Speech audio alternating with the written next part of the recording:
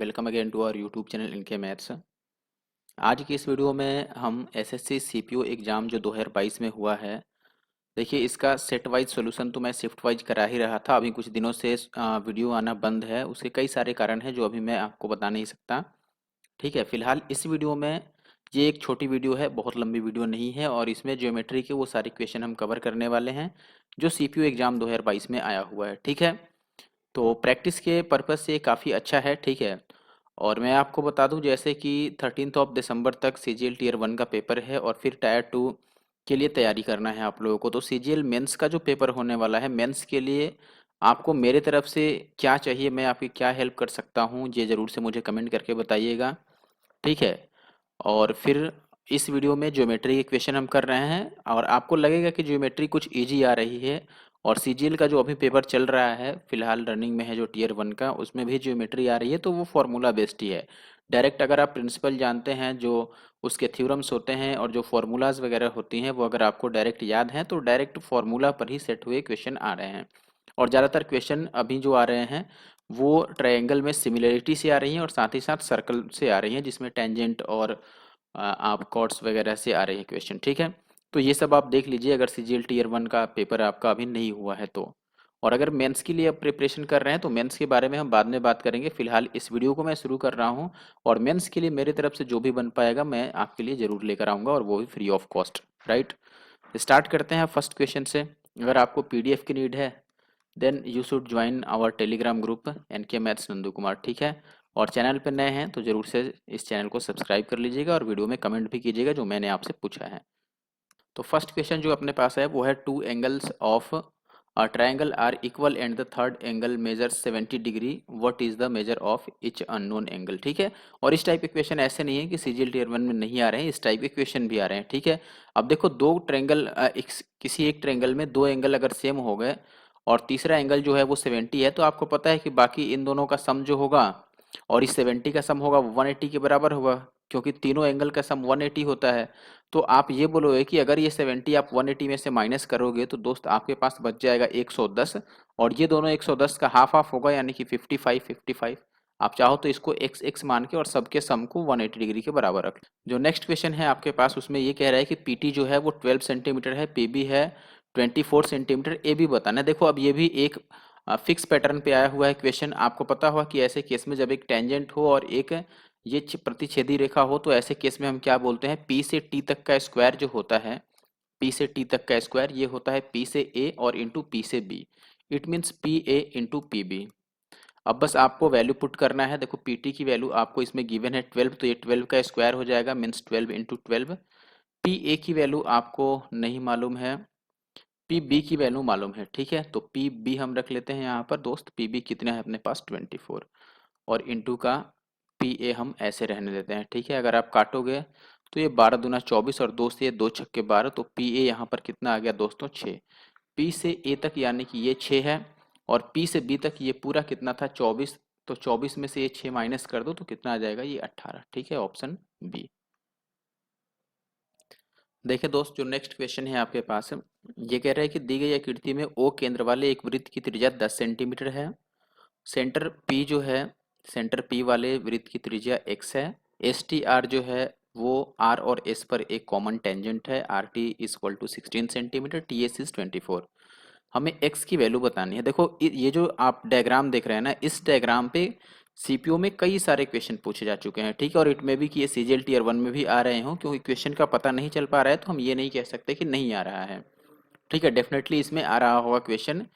ठीक है, तो आप इस पैटर्न को जरूर से पढ़ लें। इस पैटर्न पे जितने टाइप के क्वेश्चन बन सकते हैं उनको जरूर करके जाएं पहले से। ठीक है, चलिए देखिए इस क्वेश्चन में पहले आपको ये पता होगा कि रेडियस जो होता है वो परपेंडिकुलर होता है टेंजेंट के, तो ये 90 डिग्री बनेगा आपका, ये भी 90 डिग्री बनेगा।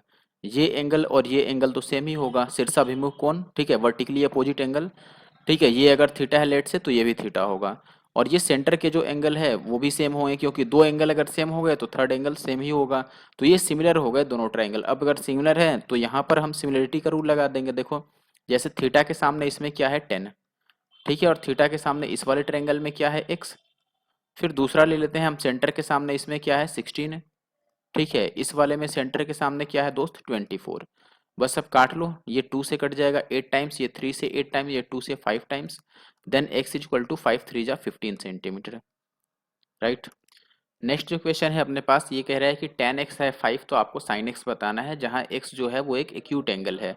tan अगर 5 है, you know tan is equal to p by b, और ये 5/1 के बराबर है, तो p 5 हो गया, b 1 हो गया, तो h कितना हो गया, under root of P square plus B square, means ये 5 का स्क्वायर 25 और एक 26 आ गया। Now sine theta equal to क्या होता है दोस्त, ये होता है p बाई h, तो ये आएगा 5/26। This is one of the easiest question. Next question में आपको एक ट्रायंगल दिखाया गया है जिसमें ए बी 8 है दोस्तों, और ए सी जो है अपने पास, ये पूरी ए सी ये 17 है, और आपसे ये पूछ रहा है कि ए डी की लेंथ बता दो। लेट से ये x है तो x की लेंथ पूछ रहा है। अब 8 15 17 का अगर आपको ट्रिपलेट याद हो, तो एक अगर 8 है एक 17 है, तो ये कितना बन गया दोस्त, 15 साइड। ठीक है, ये ट्रिपलेट है, आपको याद रहना चाहिए। अब यहाँ पर आपको x की वैल्यू बतानी है, जो कई तरीकों से निकल सकती है। ठीक है, जैसे देखो पहला तरीका अपने पास है। अब देखो दोस्त, एक इजी सा थ्योरम होता है, आपने पढ़ा होगा कि किसी भी राइट एंगल ट्रायंगल में अगर जैसे ये साइड 8 है, तो AD जो बनता है, मैं यहाँ पर रेशियो लिख रहा हूँ, AD ratio DC, this is equal to AD क्या होता है दोस्तों, AB का स्क्वायर मीन्स 8 का स्क्वायर 64, और रेशियो DC क्या हो गया, इसके नियर जो इसका नियरेस्ट साइड है वो है BC, तो ये BC का स्क्वायर यानी 15 का स्क्वायर 225 होगा। ठीक है, तो ये रेशियो बनता है एडी और डीसी का। अब अगर इनका सम देखोगे आप, तो ये 289 आ गया, और एक्चुअली में अब इनका सम जो है वो रिप्रेजेंट करेगा किसको, एसी को, यानी कि 17 को। तो यहाँ से अगर आप काटते हो तो ये 17 टाइम्स कट जाएगा, और इसकी वैल्यू अगर 1 है तो 1 की वैल्यू क्या आ जाएगी, 1/17।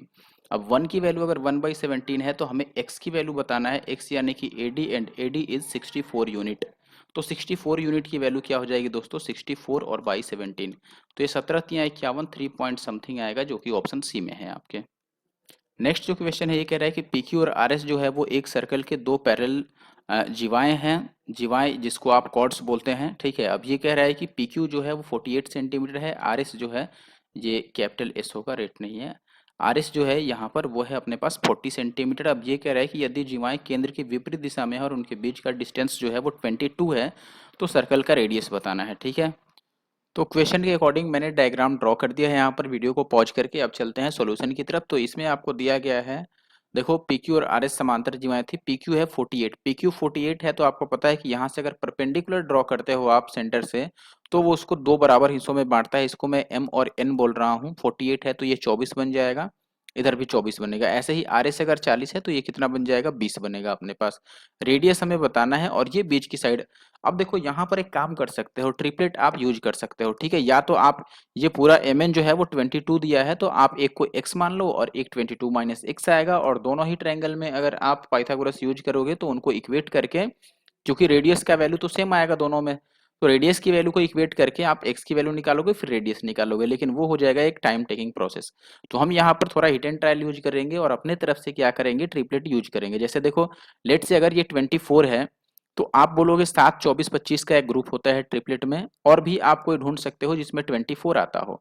तो मैं इसको वेरीफाई करता हूँ। देखो, अगर ये 24 है, तो अब बचता है 7 और 25, तो 7 और 25 में से हम या तो इसको 25 लें या फिर इसको 25 लें।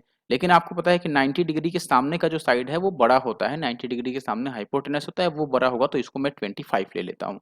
ऐसे भी इसको 25 नहीं ले सकते हैं, क्योंकि mn पूरा तो 22 ही है, तो 25 केवल m से o तक ही कैसे हो सकता है। अब फिर ऐसे केस में आप इसको 7 लोगे। ठीक है, अब देखो ये 7 हो गया, और पूरा अगर 22 है तो ये 15 यूनिट बच रहा है, राइट।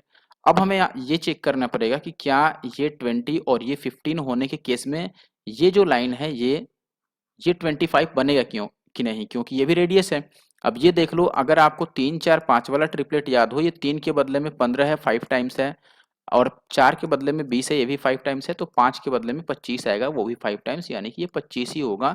तो रेडियस जो होगा वो 25 होगा, क्योंकि ये वेरीफाई हो रहा है।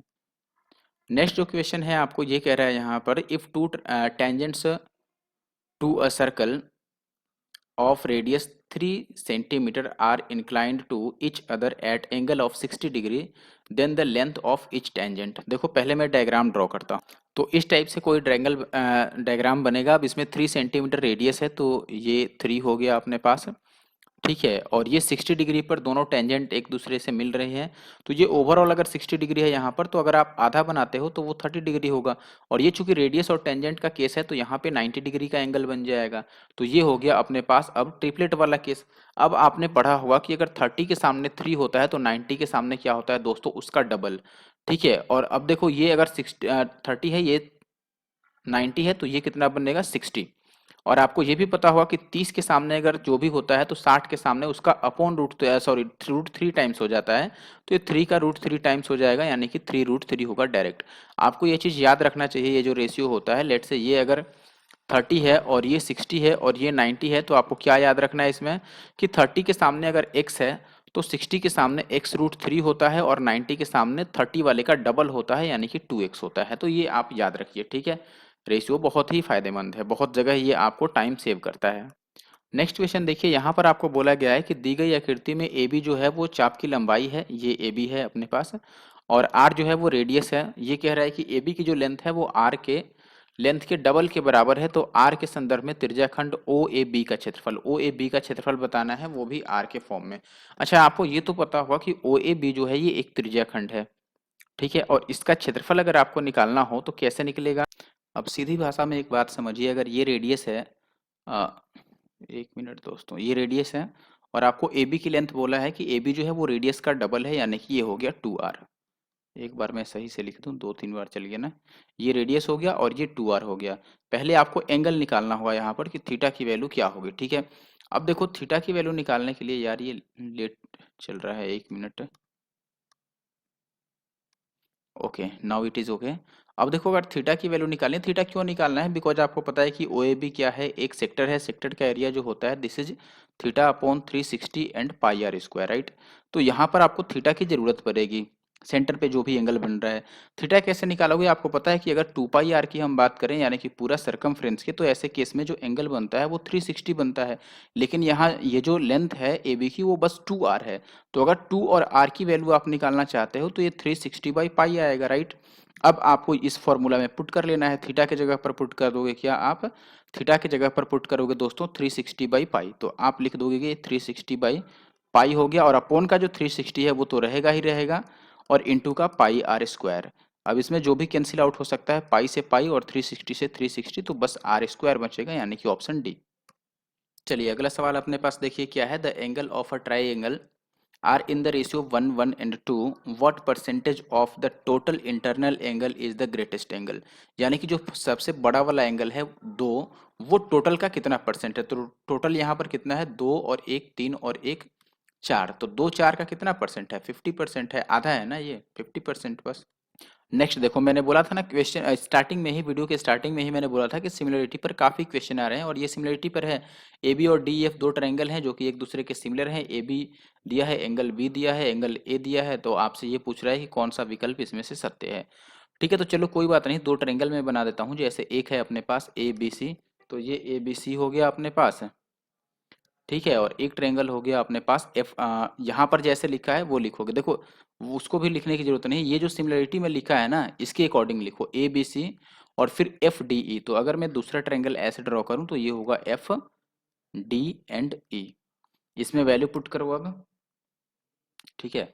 वैल्यू क्या पुट करोगे, ए बी आपके पास 5 है, ठीक है, एंगल बी जो है ये 40 डिग्री है, और एंगल ए जो है वो 80 है, ठीक है ना, ये बात है। यही चीज हम दूसरे में भी लिख लेंगे अगर दिया हो तो, लेकिन नहीं दिया है यहाँ पर, तो हम लिखते हैं। देखो अब आपसे ये पूछ रहा है इसमें से कौन सा सत्य है, तो देखो ये जो क्वेश्चन है हर एक में डीई की वैल्यू दिया है, और डीई तो सेम ही दे रखा है।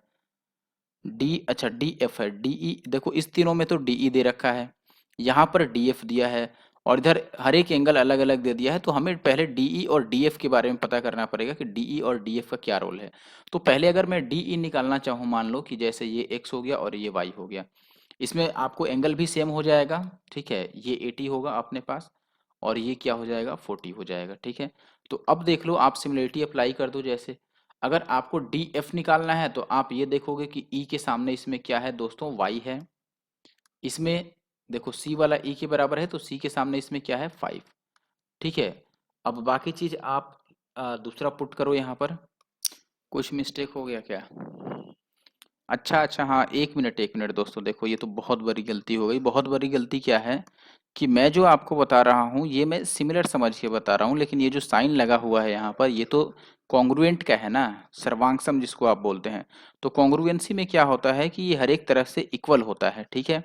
हर एक तरह से इक्वल का मतलब ए टू जेड सब चीज क्या होता है, सेम होता है। ये अभी आ जाएगा, नो वरी। यानी कि ये 5 है तो ये भी आपका 5 हो जाएगा y की वैल्यू। ये 80 है तो ये 80, ये 40 है तो 40, और थर्ड एंगल कितना बन रहा है, 80 और 40 120, 180 होता है तो ये 60 बचेगा, तो ये भी 60 बचेगा। अब आप मैच कर लो, डी एफ 5 आएगा और ई 60 आएगा, यानी कि ऑप्शन ए सही है। चलिए देखिए नेक्स्ट क्वेश्चन जो है अपने पास, इसमें कह रहा है कि in the triangle A B C D E parallel to B C in such a way that, ये दोनों पता नहीं इन्होंने क्या लिखने की कोशिश की है, बट ये जो इन्फॉर्मेशन है इसी से हम क्वेश्चन को सॉल्व कर पाएंगे, ठीक है। ए सी बी जो है वो 40 डिग्री दिया हुआ है और हमें ये बताना है angle D A E plus angle A D E का वैल्यू क्या होगा। तो पहले मैं एक ट्रायंगल ड्रॉ कर देता हूँ, ठीक है। ये हो गया अपने पास, this one is A B and C, और ये कह रहा है कि जो ए डी है वो पैरेलल है बी सी के। तो बी सी के पैरेलल मैं एक लाइन ड्रॉ कर देता हूँ जिसका नाम हो जाएगा डी ई, राइट। अब इसमें जो भी वैल्यू दिया है पुट कर लेते हैं। एंगल सी आपको दिया है A C B is 40 degree, A C B means ये वाला 40 है, और ये देखो ये दोनों चूंकि पैरेलल है तो ये 40 हो गया, तो ये भी क्या हो जाएगा, 40 डिग्री हो गया, संगत कोण, ठीक है। और अब ये भी देखो, ये एंगल अगर थीटा हुआ तो ये थीटा हो जाएगा आपको, और इसको या फिर मैं ऐसे लिख देता हूँ, क्योंकि हमें क्या बताना है, देखो हमें क्वेश्चन में बताना है D A E, D A ई यानी कि ये एक्स, और साथ में ए डी ई यानी कि ये वाई, तो एक्स प्लस वाई बताना है। तो यहाँ से अब आप देख पाओगे ना, तीनों एंगल का सम 180 डिग्री होता है। ये 40 है तो इस दोनों के लिए 180 में से ये 40 को माइनस कर दो तो 140 बचेगा, बस ऑप्शन सी।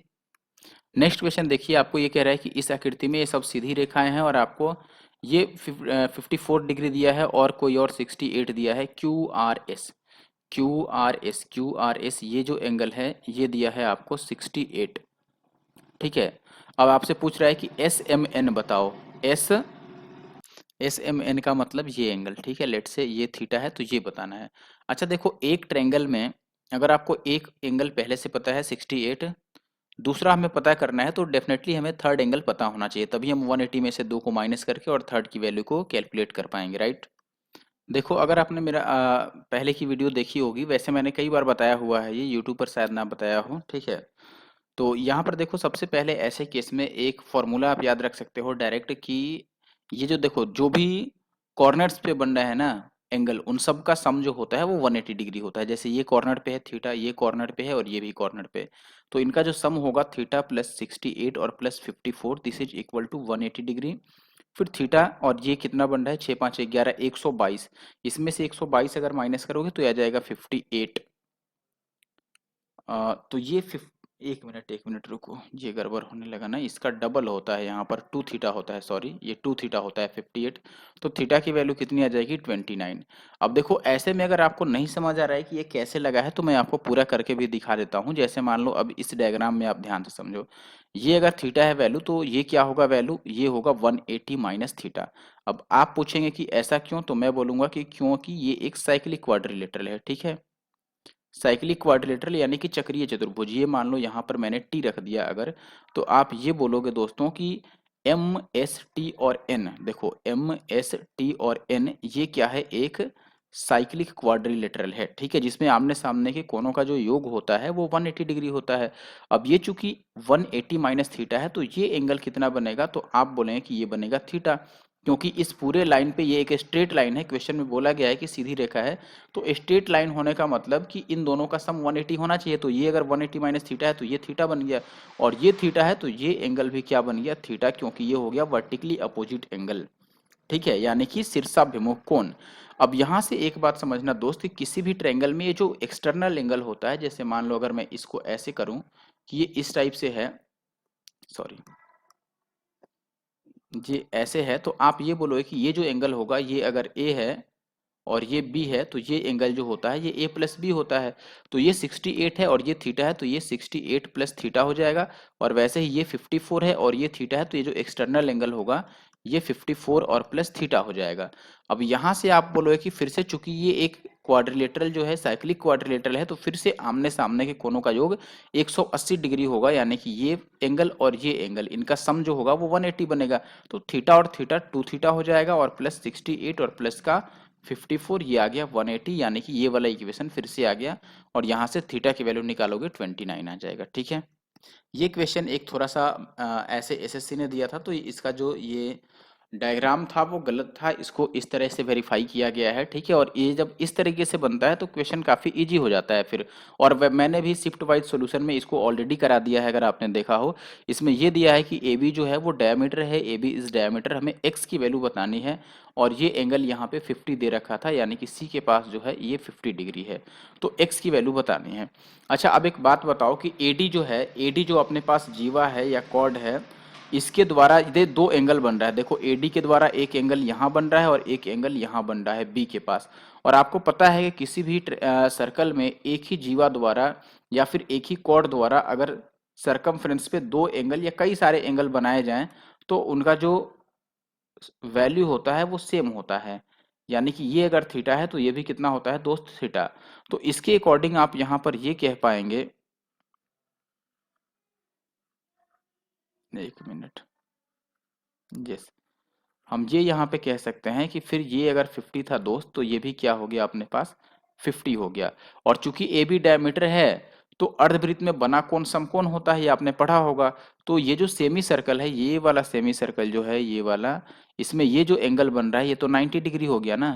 ठीक है, अब 90 में से 50 को माइनस कर दो तो ये 40 आएगा, ऑप्शन ए।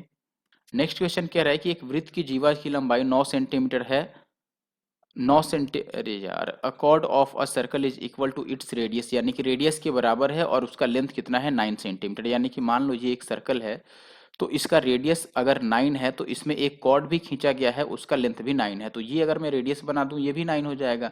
अगर तीनों ही 9 हो गया तो आप समझ गए कि इसका मतलब ये एक इक्विलेटरल ट्रायंगल हो गया ए बी सी, इसका मैं नाम दे देता हूँ, और एंगल कितना बनेगा, हर एक 60 डिग्री बनेगा। अब ये कह रहा है कि दीर्घवृत्त खंड में अंतरित कोण ज्ञात कीजिए, यानी कि इस साइड का एंगल बताना है। ये 60 है तो इधर का 360 में से माइनस कर दो। यार ये क्या पूछने लगा, दीर्घवृत्त में अंतरित कोण का मतलब ये ऐसे पूछ रहा है, ये तो निकालोगे तो आपको पता ही है कि 360 में से ये माइनस करोगे तो 300 आ जाएगा। लेकिन यहाँ पर ये पूछने की कोशिश कर रहा है ये वाला एंगल, ठीक है, ये एंगल, ठीक है, दीर्घवृत्त खंड में अंतरित कोण ज्ञात कीजिए, यानी कि इसकी परिधि पर जो बन रहा है यहाँ पर वो एंगल बताना है। तो आपने ये तरीका पढ़ा होगा कि अगर सेंटर पे बनता है 2 थीटा तो परिधि पर उसका आधा बनता है, यानी कि यहाँ पे थीटा होता है, तो 60 का आधा हो जाएगा 30।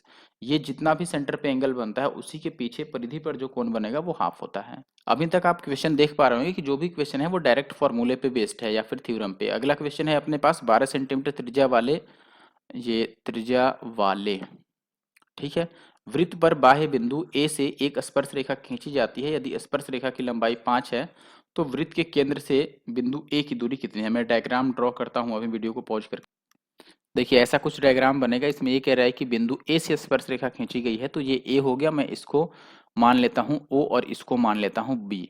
अब ये सेंटर से ए की दूरी, यानी कि ये ओ से ए की दूरी पूछ रहा है, ये तो 90 डिग्री बनेगा क्योंकि ये रेडियस है, रेडियस आपको 12 दे रखा है, ठीक है, और स्पर्श रेखा की लंबाई ये 5 है। अब 5 12 13 का ट्रिपलेट याद होगा तो ये तो 13 बन जाएगा सीधे सीधे। नेक्स्ट क्वेश्चन नंबर 16 है अपने पास। ये डायग्राम फिर से देखो, ये डायग्राम रिपीट हो गया ना, एक क्वेश्चन पहले ही इसमें मैंने करा दिया है, ठीक है, और सेम कॉन्सेप्ट यहाँ पे लगेगा। ये कह रहा है दी गई आकृति में ए बी जो है वो दोनों वृत्त की एक कॉमन टेंजेंट है, आपको बताना है केंद्रों के बीच की दूरी, यानी कि आपको इस बार सी डी पूछा गया है, उस बार ये रेडियस एक्स पूछा गया था, लेकिन इस बार आपसे क्या पूछा गया है, सी डी पूछा गया है, ठीक है, निकाल लें।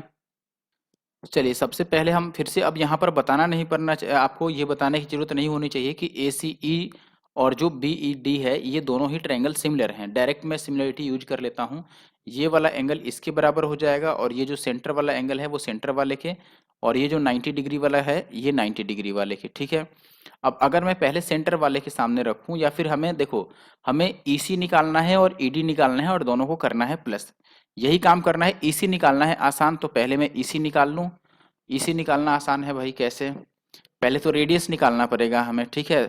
तो और चूंकि ये 90 डिग्री है तो यहाँ पर आप इस ईसी को ऐसे भी निकाल सकते हो सीधे सीधे, सिमिलर ये अपना पाइथागोरस यूज करके, ये 5 है और ये 8 है, तो आप पाइथागोरस यूज कर, तो पहले पाइथागोरस यूज कर देते हैं सीई निकालने के लिए। अगर आप सीई निकालते हो तो पाइथागोरस से ये होगा अंडर रूट ऑफ सीई जो है वो हाइपोटेनस है, तो दोनों का प्लस आएगा, 8 का स्क्वायर 64 और 5 का स्क्वायर 25, 64 और 25 कितना हो जाएगा 89, तो ये हो गया 89, ठीक है।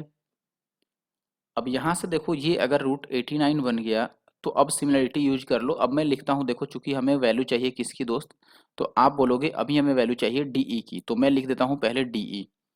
डीई किसके सामने है दोस्त, तो आप बोलोगे 90 डिग्री के सामने, तो इस वाले ट्रायंगल में 90 के सामने है √89, मैं नीचे लिख लेता हूँ √89। दूसरी साइड में जो भी वैल्यू इस ट्रायंगल में पता है 12 पता है, ये किसके सामने है, सेंटर के सामने है। तो इस वाले में भी सेंटर के सामने आप लिखोगे 8 है, तो यहाँ पे 8। अब ये काट लो दोस्तों, 3 चौके 12, 4 से तो ये कटेगा नहीं, 4 से कट जाएगा, 3 चौके 12 और 2 चौके 8। तो यहाँ से जो डीई की वैल्यू आ गई वो 3/2 का मतलब 1.5 और √89 आ गई।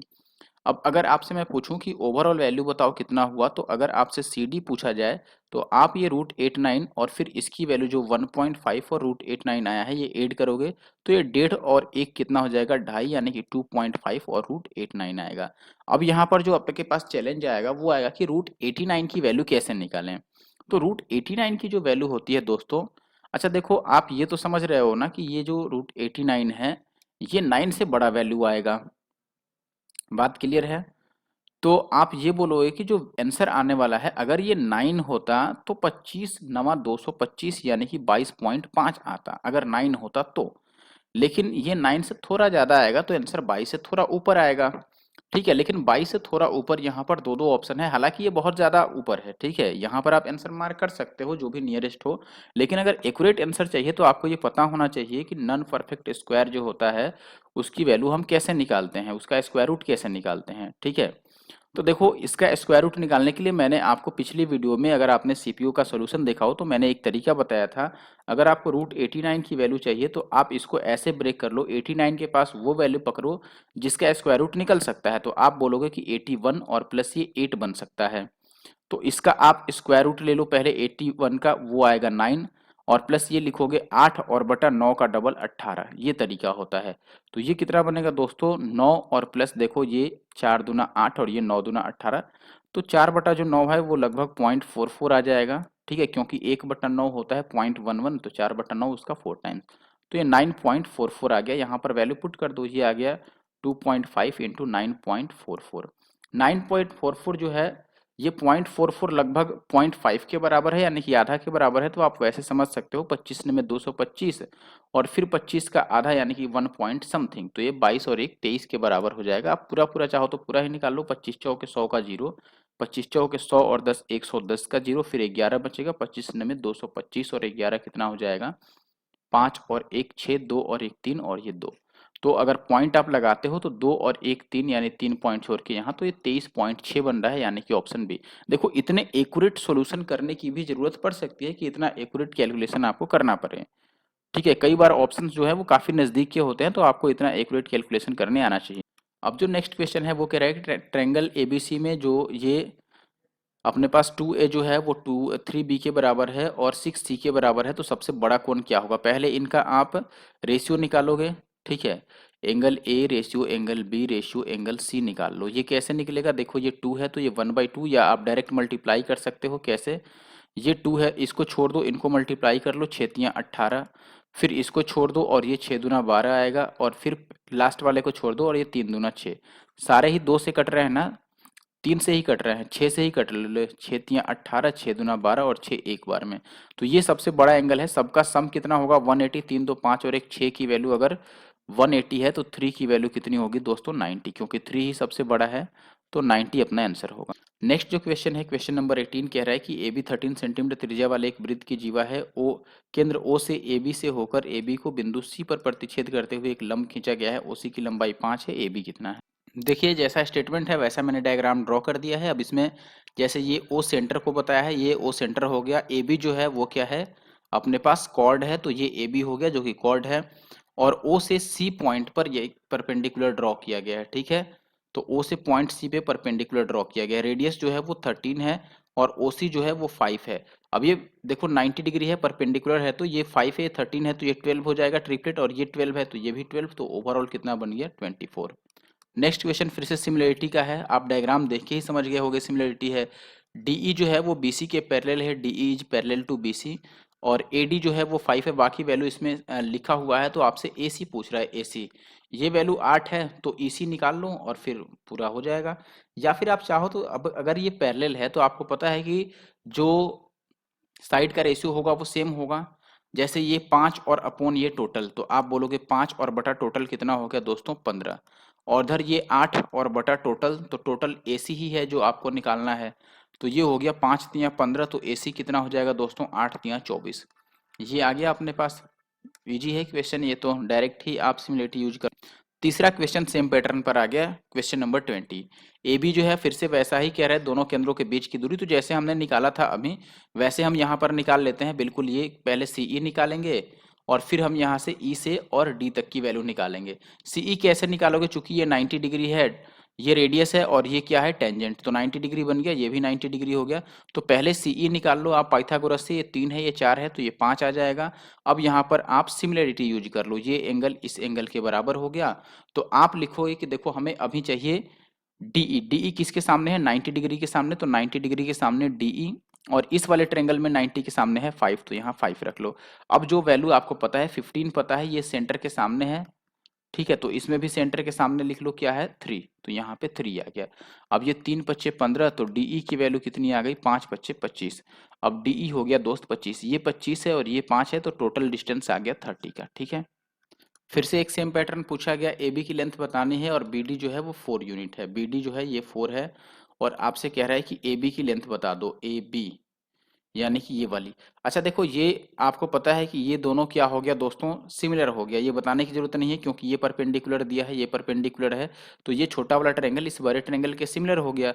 तो इनकी जो भुजाएं हैं वो समानुपाती होंगी। देखो ये 3 का डबल है, छोटे वाले में साइड अगर 3 है तो बड़े वाले में साइड कितना है 6 है, डबल, ठीक है। तो यहाँ पर भी डबल होगा, यानी कि ये अगर x होता, ये वाला लाइन कौन सा लाइन मैं बताता हूँ, इससे मैं दिखा देता हूँ। देखो अगर ये लाइन दोस्त आपके पास x है तो ये पूरी लाइन यहाँ से यहाँ तक क्या होता उसका डबल, यानी कि ये पूरा कितना हो जाता 2x।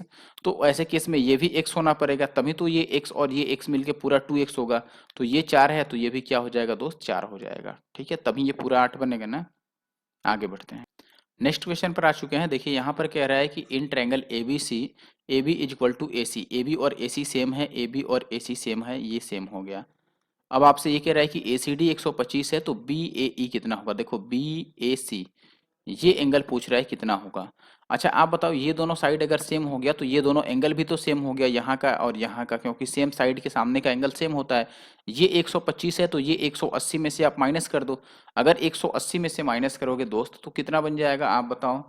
180 में से 125 माइनस करोगे तो ये आ जाएगा आपके पास कितना, तो ये 55 आ जाएगा। ये 55 है तो ये भी 55 हो गया। अब तीनों एंगल का सम कितना होगा 180 डिग्री, तो थीटा और प्लस 55 यानी कि 110 की वैल्यू 180 हो गई, तो थीटा की वैल्यू कितनी हो जाएगी 70 डिग्री, ऑप्शन डी।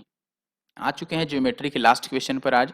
अब ये क्वेश्चन कह रहा है आपके पास 2 circles touch each other externally, 2 circle एक दूसरे को एक्सटर्नली टच कर रहा है। The radius of the first circle with centre A, जो जिसका सेंटर ए है उसका रेडियस 18 सेंटीमीटर है और दूसरा जिसका सेंटर बी है उसका रेडियस है 8 centimetre. Find the length of their common tangent C D, C D जो कॉमन टेंजेंट है उसका लेंथ बताना है। डायग्राम बनाता हूँ पहले। चलिए, तो मैंने स्टेटमेंट के अकॉर्डिंग यहाँ पे डायग्राम ड्रॉ किया है। इसमें ये कह रहा है कि दो वृत्त हाँ, पहले का सेंटर ए है और दूसरे का सेंटर क्या है दोस्त बी है। पहले का रेडियस 18 है और दूसरे का जो रेडियस है वो 8 है। अच्छा ये भी रेडियस है और ये भी रेडियस है, तो ये पूरा मैं ए बी बोलूँ तो 18 और 8 कितना हो जाएगा, ये 26 यहाँ से यहाँ तक। और ये आपसे वैल्यू पूछ रहा है। आपको या तो फॉर्मूला पता होना चाहिए या तरीका पता होना चाहिए। देखो इसमें दो तरह के केसेस बनते हैं, एक तो कि आपके पास ऐसा बने, ठीक है, पहले मैं आपको सॉल्व ही कर देता हूँ। देखो सॉल्यूशन क्या है एक्चुअली में, यहाँ पर ये जो डायरेक्ट कॉमन टेंजेंट है अगर मैं इसको डी लिखूँ तो इसका जो वैल्यू होता है ये होता है under root of A B, यानी कि दोनों के सेंटर के बीच के डिस्टेंस का स्क्वायर, और माइनस इनकी रेडियस यानी कि आर माइनस आर का स्क्वायर, ठीक है।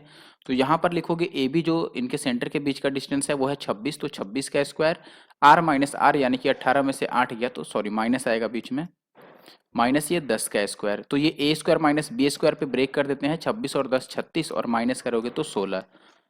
36 का स्क्वायर रूट होता है कितना 6, और 16 का कितना होता है 4, तो ये 6 चौके 24 बनेगा, ठीक है। अब एक चीज यहाँ पर आप समझ लो, जैसे ये केस ऐसे भी बनता है कि ये एक्सटर्नली टच करें अ, और जो टेंजेंट बनता है वो ऐसे, एक मिनट रुको, एक्सटर्नली टच ना भी करें ऐसा भी हो सकता है। और जो कॉमन टेंजेंट बनता है वो ऐसे बनता है, ठीक है, इसको ट्रांसवर्स कॉमन टेंजेंट बोलते हैं। तो अगर ट्रांसवर्स कॉमन टेंजेंट का आपको लेंथ निकालना हो तो यहाँ पे बस प्लस हो जाता है माइनस की जगह पर, बाकी फॉर्मूला वही रहता है, ठीक है। तो ये जो क्वेश्चन था ये वीडियो का आखिरी क्वेश्चन था, ठीक है, इसके बाद कोई क्वेश्चन बचा नहीं है। तो thank you for watching the video. और अगर आपको वीडियो अच्छा लगा हो तो जरूर से वीडियो को लाइक और शेयर कर देना, ठीक है। Thank you for watching the video.